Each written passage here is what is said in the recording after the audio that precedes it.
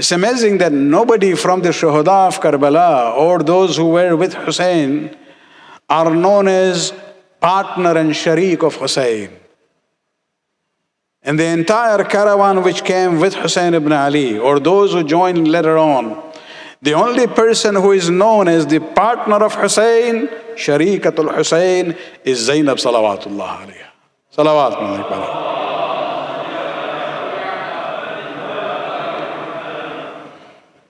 She was partner in what?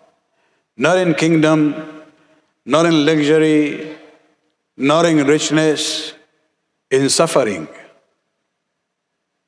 She was with the brother at every step. And if you look at the closeness, the way they are talking on the eve of Ashura, the concern that she had for the safety of her own brother, where she is willing to the extent of even sacrificing her own sons, honor Muhammad on the day of Ashura. But it doesn't stop there when she is known as Sharikatul Husayn. After the events of Karbala, she becomes the voice of Hussein, to defend the cause of Hussein against the propaganda of Yazidi administration, that he was a rebel, opposed the Khalifa of the time. She became the voice of Hussein in Kufa and in Sham. Let me just read to you one statement from the sermon she gave extempore in Kufa. And this is not in the Darbar of Ibn Ziyad. This is when the caravan is taken as captives into Kufa. Ibn Ziyad Mal'un had asked the people to come out of their homes, line up on the both sides of the street, because he wanted to show his victory. And also intimidate the people, that if you oppose, this is what will happen to you. And the women were told that if they can go, they go on the roof. And at that time, when the caravan moves in among the people, Zainab realized they are all crying. And this is where she says to them, "Atabkuna wa tanhibuna." Are you crying and wailing now? Wallahi fabku kathiran wadhaku qalilan. By Allah, cry a lot and laugh a little, because you are afflicted with his shame. The shame of the act what has happened now, it will never be washed away from you ever. How can you wash away the crime of killing the family of the last of the prophets, the family of the source of risalat and messengership? How can the crime be washed of killing Sayyida Shabab Ahl al-Jannah, the chief of the youths of paradise, the one who was your shelter in confusion and the light of your proof? You have earned the wrath of Allah subhanahu wa ta'ala, and humiliation and poverty is your lot.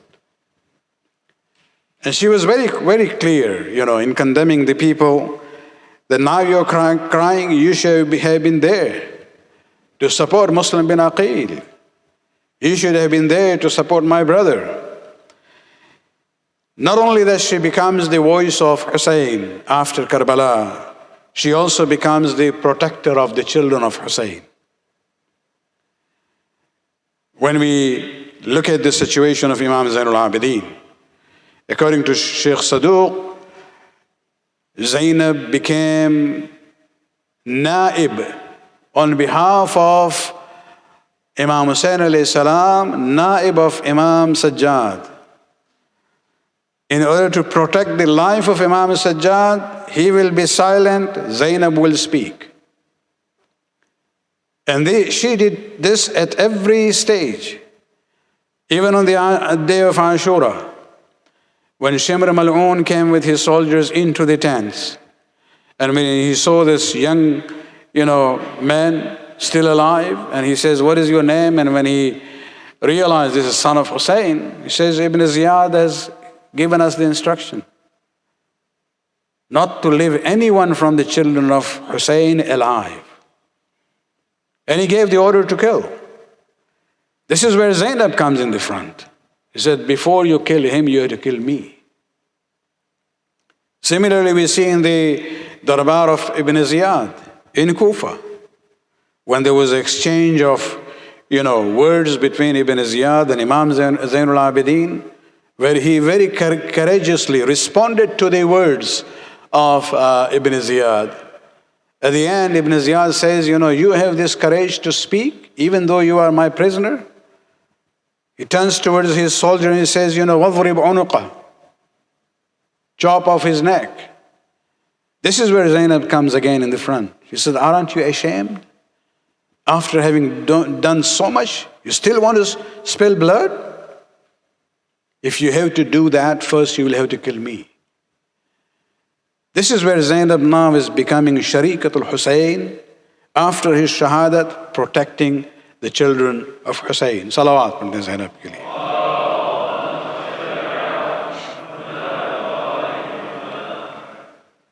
In the Darbar of Yazid,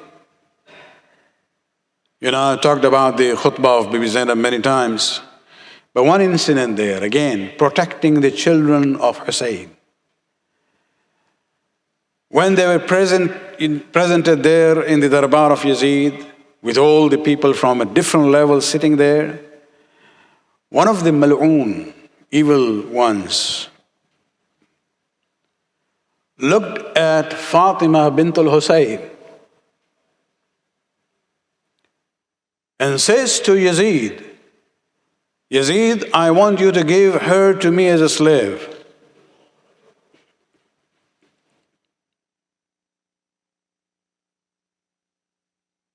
This is the family of the Prophet. This is where Zainab could not tolerate it all. Immediately she responds, before even Yazid would say anything. She turned to that person and says, you are wrong.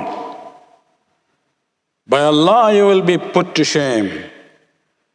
And then look at her courage. This is where it is the voice of Zainab, but the courage behind is the courage of Ali, where she says, neither can you do this, nor can he. What you are asking, you can't do it. And you are asking Yazid to do that, even he has no right to do that. And then referring to Yazid, she says, this is where, Yazid becomes very angry. And he says, I can do it if I want that. And this is where Zainab says, Kalla wallahi ma ja'ala Allahu dhalika laka. She says, by Allah, never. Allah has not given you that right to do that. Illa an takhraja min millatina wa tadinu bighayra dinina. You can't do this unless you get out of the fold of Islam and follow a religion other than our religion. Because this is against our laws and against our Sharia and against our principles. And this is where Yazid says, where is your father and your brother who had gone out of the fold of Islam. And this is where Zainab again says, aren't you ashamed that it was to Allah's religion and to my father's religion and to my brother's religion and to my grandfather's religion that you and your father were guided to?